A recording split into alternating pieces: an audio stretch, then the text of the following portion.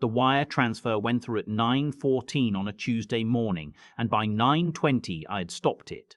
18 years of paying their mortgage, gone with 3 clicks and a confirmation code I'd set up myself back when I still believed I was helping a family instead of feeding a pair of vultures. Let me back up, because the part that still sits in my chest like a swallowed stone happened 3 days before that, on Father's Day. My name doesn't matter much for this. I'm 63. I spent 38 years building a company that nobody's heard of and everybody's used. Industrial fasteners, the little anchored bolts that hold up the steel beams in parking garages and hospital wings. Not glamorous. You don't put bolts on a billboard. But I sold that company 4 years ago for a number I still don't say out loud at the dinner table because it embarrasses me. And the money went quiet, the way real money does. Into a trust. Into accounts my daughter and her husband never saw and never thought to ask about. What they saw was a man in worn boots driving a 9-year-old pickup, eating canned soup at his kitchen counter, wearing the same flannel shirt his late wife had given him for Christmas a decade back. And from that, they drew a conclusion. They decided I was getting by. They decided I was a burden waiting to land on them. They never once considered it was the other way around. My wife passed 5 years ago. Pancreatic. Quick and cruel, which the doctors said was a mercy, and which I have never once felt was a mercy. After she was gone, the house got too big and too quiet. And my daughter, I'll just call her my daughter, because by the end of this you'll understand why I don't much want to use her name. My daughter came to me with what she called a solution. She and her husband had found a house, a real house, in one of those developments where every lawn looks like it was trimmed with nail scissors. 5 bedrooms, a kitchen with 2 ovens, because apparently 1 oven is for poor people now. The problem, she explained, sitting at my counter with her purse still on her shoulder like she might bolt at any second, was the down payment. And the monthly note. They were stretched. The husband's commission had been soft that year. Could I help? Just for a while. Just to get them on their feet. I want you to understand something. I did not hesitate. Not for 1 second. That's my child. I held her the night she was born. I taught her to ride a bike in the church parking lot on Sunday afternoons. I walked her down an aisle and handed her to a man I had reservations about, but kept my mouth shut for her sake. When your kid asks for help, you help. That's the whole arrangement of being a parent. You sign up for it the day they're born and you don't get to unsign. So I put down the down payment, 60-some thousand, and I set up an automatic transfer to cover the mortgage every month, because she said the bank would feel more comfortable if the payment came from a stable source, and I was the stable source, and I didn't mind being the stable source. $3,100 a month? For 18 years it went out of an account she didn't know existed and into a mortgage she told her friends she was paying herself. I found that out later. The telling her friends part. We'll get to it. The first couple of years, things were warm enough. I'd come over for Sunday dinner. The grandkids. I've got 2, a boy and a girl, and they are the only uncomplicated love left in my life, would climb on me and show me their drawings and their loose teeth and their report cards. My daughter would cook something out of a magazine. Her husband would shake my hand a little too hard and call me the big man in a way I chose to hear as affectionate. Then it cooled. I can't point to one day. It's like the way a season turns. You don't catch the exact afternoon summer becomes fall. You just look up one morning, and the light is different and your breath shows. Sunday dinners got rarer. When I called, my daughter was always in the middle of something. The grandkids started getting handed the phone for 90 seconds of, "Hi, Grandpa, love you, here's Mom," before being whisked off to a practice or a lesson or a party. I told myself it was normal. Kids get busy. Families spread out. I'm not the kind of man who demands attention. I was raised by people who'd have considered that a character flaw worse than thieving. So I waited to be included, and I got included less and less. And I told myself a story about how this was just what getting older looked like. The thing is, it wasn't just getting older. It was getting useful, and then getting disposable. Because I'd noticed, and I'm ashamed it took me as long as it did, that the only reliable time my daughter reached out warm and unprompted was the week before some big expense. New roof, the boys' braces, a family trip to a resort I was never invited on, but somehow helped fund through a loan that was never going to be repaid, and we both knew it. She had a gift for making her asks sound like she was giving me an opportunity, the chance to be needed, and I took the bait every single time because being needed by your child, even cynically, even as a wallet, felt better than the silence. Which brings me to this past Father's Day. I'd been looking forward to it for weeks. Stupid, maybe, at my age, to look forward to a Hallmark holiday, but my wife used to make a big production out of it. She'd get the kids to make me cards with macaroni glued on them. She'd grill the steaks herself because she said I always burned them.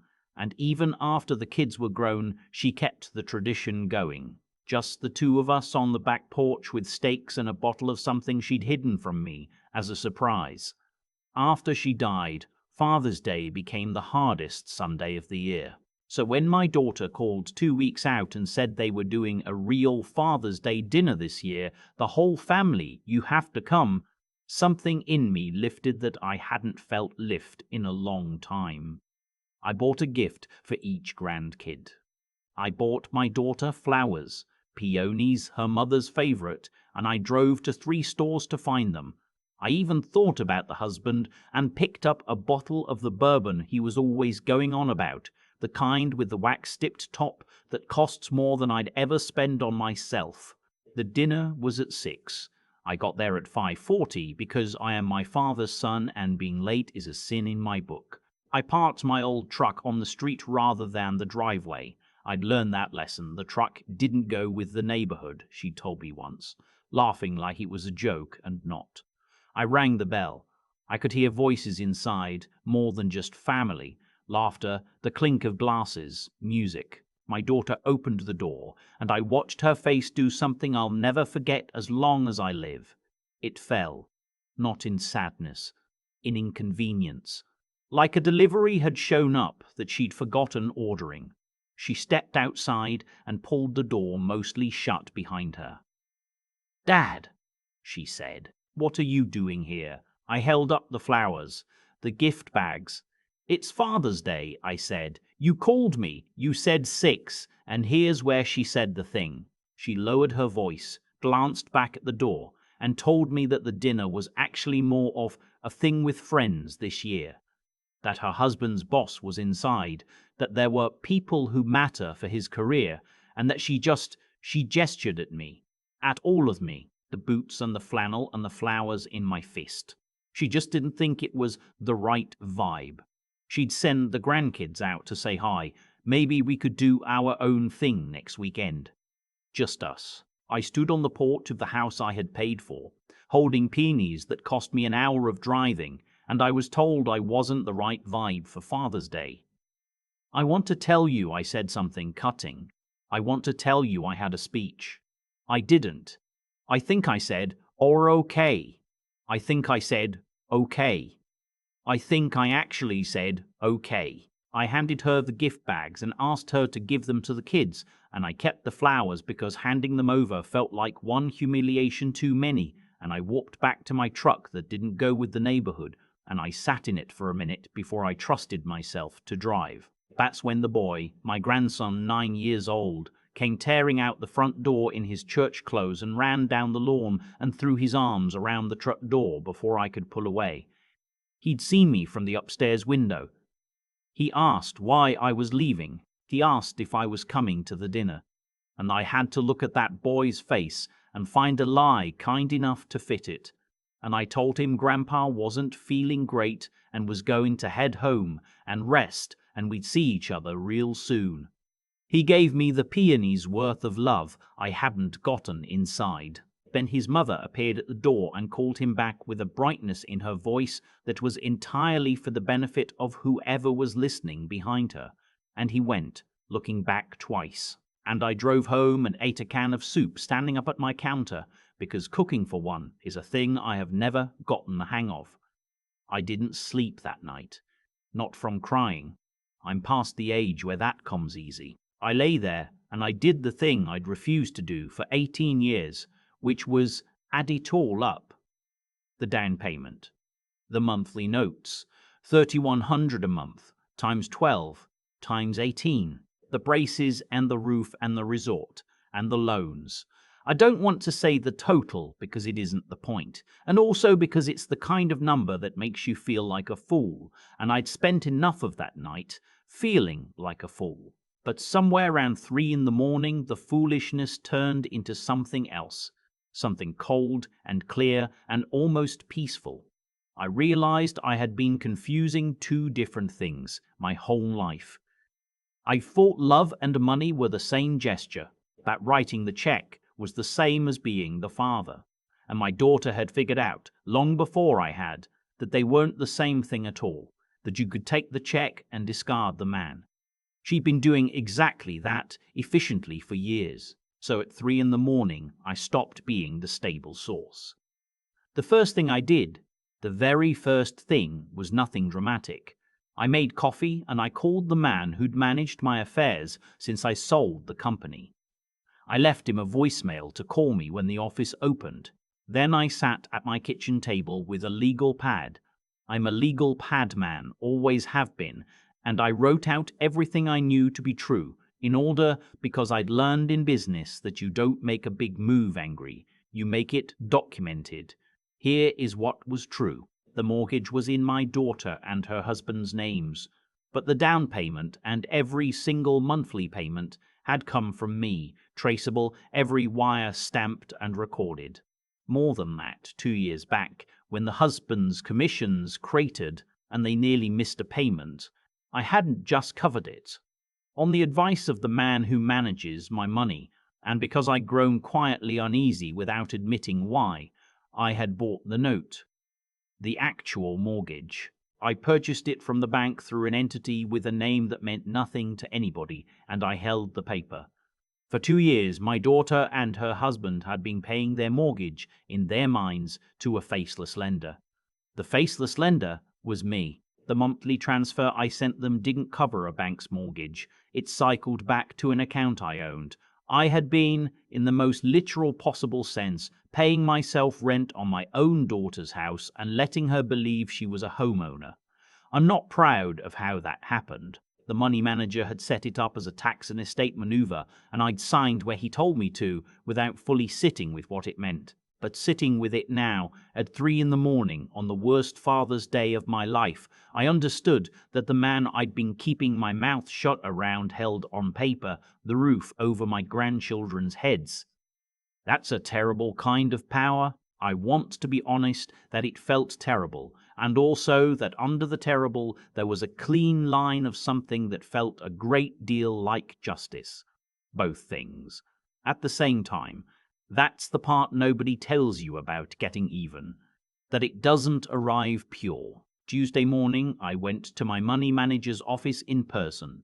I told him I wanted to stop the monthly transfer effective immediately. Done. 3 clicks, the wire I mentioned at the start. Then I told him I wanted to understand my options as the holder of the note. He's a careful man, and he asked me what I was trying to accomplish, which is the right question and one I'm grateful he asked, because it slowed me down. What was I trying to accomplish? I sat in his office and I thought about my grandson running across the lawn, and I knew, whatever I did, those kids could not pay for it. Whatever justice was coming, it had to land on the 2 adults and skip clean over the 2 children. That became my whole rule, so I didn't foreclose. I want to say that plainly, because the cheap version of this story ends with the old man throwing the family into the street, and I'm not that, and my grandkids deserved better than to be a chess piece. What I did was quieter and, I think, more honest. I had my attorney draft a letter, a real one, on letterhead, from the entity that held the note. It informed the homeowners that the third-party gift arrangement subsidizing the monthly obligation, that's lawyer for the money I'd been sending, had been discontinued and that the full monthly payment of $3,100 was now due from the homeowners directly, beginning the 1st of next month. It was all true. It was all legal. It was, in fact, simply the reality that had always existed underneath the favor I'd been doing, now with the favor removed. I mailed it, and then I waited, and I didn't have to wait long. She called on a Thursday. I let it ring through to voicemail the first time, not out of spite, but because my hands weren't steady and I wanted them steady. The message was confused, then alarmed. There'd been a letter.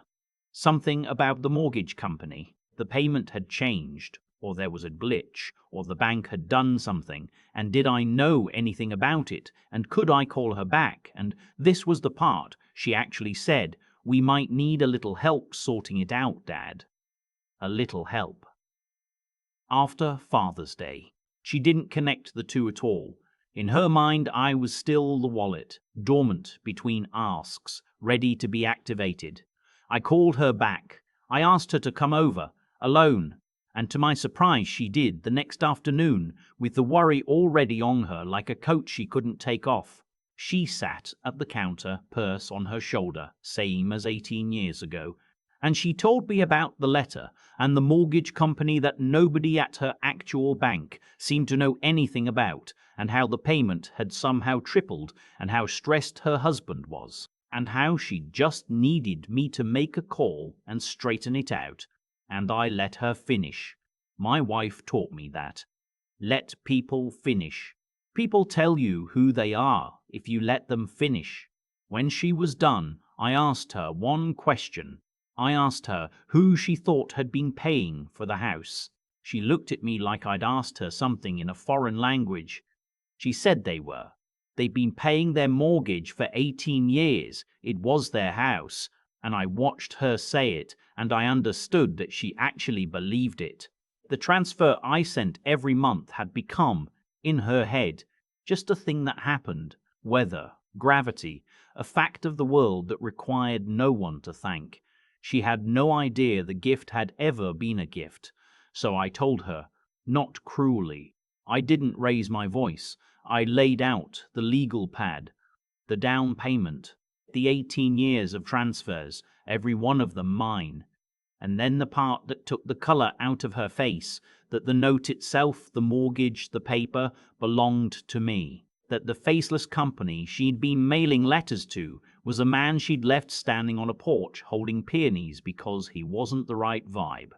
I'm not going to pretend the next 20 minutes were clean. They weren't. There was anger.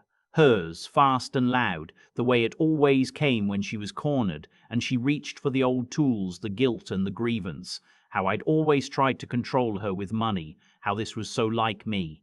I let that wash over me too. Then she switched to tears, and the tears, God help me, almost worked, because she's my daughter, and I held her the night she was born. But somewhere in the middle of the tears, she said the thing that ended it. She said, "Do you have any idea how this looks to people? How it looks to people? Not, I'm sorry. Not, I hurt you. Not one word about the porch or the grandson on the lawn or 18 years. The thing that frightened her was how it looked. To people. To the husband's boss and the neighbors with the nail scissor lawns and the friends she told she was paying her own way. That sentence was the whole woman laid bare on my kitchen counter, and it told me I'd been mourning a daughter who'd been gone a long time, replaced by someone who saw her own father as a line item and a reputational risk. I told her the gift was over. The monthly help. Done. That part was already done. The note I would not call due for the children's sake, and only the children's sake. And I told her that to her face so she'd understand exactly where the mercy was coming from and exactly who it was not for. They could keep the house. They would, for the first time in 18 years, pay for it themselves. Every dollar. And if they couldn't carry it, well, that was a conversation between them and the reality the rest of us live in. Then I told her the other thing. The thing I decided at 4 in the morning with the cold, clear part of my mind. I'd revised my estate, everything, and there is a great deal more everything than she ever guessed. The company sale she never knew the size of, the trust, all of it, went into a structure for the grandchildren. Education, a home each when they came of age, a foundation in their grandmother's name, administered by people I trust, with terms she could not touch and could not access on their behalf. The kids would never want for anything, and she and her husband would never see a dime of it routed through their hands. The love would go straight to the children. The check and the ma'am finally separated, but this time I was the one doing the separating, and I was sending the love past her, around her, to the only two people in that house who'd ever run across a lawn to hold a truck door. She left without the help she came for. She left understanding, I think for the first time, what she had actually had and what she had actually thrown off a porch. It's been a few months. They kept the house. The husband took a second job, which is a sentence I take no pleasure in writing and won't pretend I do. My daughter and I are not speaking, which is its own kind of grief. A live one, not the clean kind that comes with a funeral. But the grandkids come over now. Their mother allows it because I suspect she's calculated that it's wise, and I've made my peace with the impurity of her reasons, because the result is two kids at my counter on Saturdays, eating soup with me, soup I now make from scratch because I taught myself, because they're worth learning for. My grandson asked me a few weeks ago why I didn't come to that dinner. I told him the truth, the kid-sized version of it. I told him sometimes grown-ups make a mistake and forget what matters, and the important thing is you don't forget back at them. You just keep showing up where the love is. He nodded like he understood it better than I did. Then he asked if we could get peonies for the kitchen table because he said they smelled like the ones I brought that day and threw in the truck. He'd seen them through the window all those weeks ago. He'd noticed, 9 years old, and he was the only one in that whole house who noticed the man on the porch. We got the peonies. They're on the table right now, and every time I look at them, I think the same thing, which is that I spent 18 years confusing what I paid for with what I had, and it took being thrown out of my own gift to finally tell the two apart. I've had a few months now to sit with what happened on that porch, and the thing I keep landing on is that nothing in this story came out of nowhere. Every piece of it was planted years before it bloomed. When my daughter learned that she could take the check and discard the man, she wasn't being struck by lightning. She was harvesting exactly what she'd been quietly sowing the whole time, a season at a time, until the day the door opened and her face fell at the sight of me holding peonies. People like to act surprised when the bill finally comes due. It's never really a surprise, it's just arithmetic catching up. What I got wrong for 18 years wasn't generosity. Generosity was never the mistake. The mistake was that I let my own goodness make me lazy about the truth. I confused writing a check with being a father, and because writing the check was easy and looking clearly was hard, I chose easy every single month. If I could go back and say one thing to the man I was, it'd be this. Being kind doesn't excuse you from being awake. You owe the people you love your honesty about who they're becoming, even when that honesty cost you the comfortable story you've been telling yourself at the kitchen counter. That's the part I want my grandson to carry, more than any of the money I've set aside for him. I want him to be a man who keeps his word and treats people decently, even when no one's keeping score. But I also want him to be sharp enough to see when someone's mistaking his decency for a door they can walk through. Goodness without clear eyes is just a target painted on your back. I learned that at 63 on a Tuesday morning, 3 clicks too late. And then there's the hardest one, the one I'm still working at. After the worst night of my life, I had to get up the next morning and actually do something. Call the right people, sit with my attorney, hold the line when she cried and switch tactics and reached for every old hook she had. Anybody can feel wronged. Feeling wronged is free. What's expensive is the steadiness it takes to act on it without becoming cruel, to protect those two kids while still letting the truth land where it belonged. I didn't throw anyone into the street. I held my ground and I held my mercy at the same time, and keeping both in my two hands at once was the hardest thing I've done since I buried my wife. The peonies are on my table right now because a 9-year-old noticed a man on a porch when nobody else did. That's the whole lesson, really. Pay attention to who runs across the lawn. Build yourself into someone honest, awake, and steady enough to tell the love from the leeching, and then send your love straight to wherever it's actually received. The rest will sort itself out. It always does, in the end. It's just arithmetic.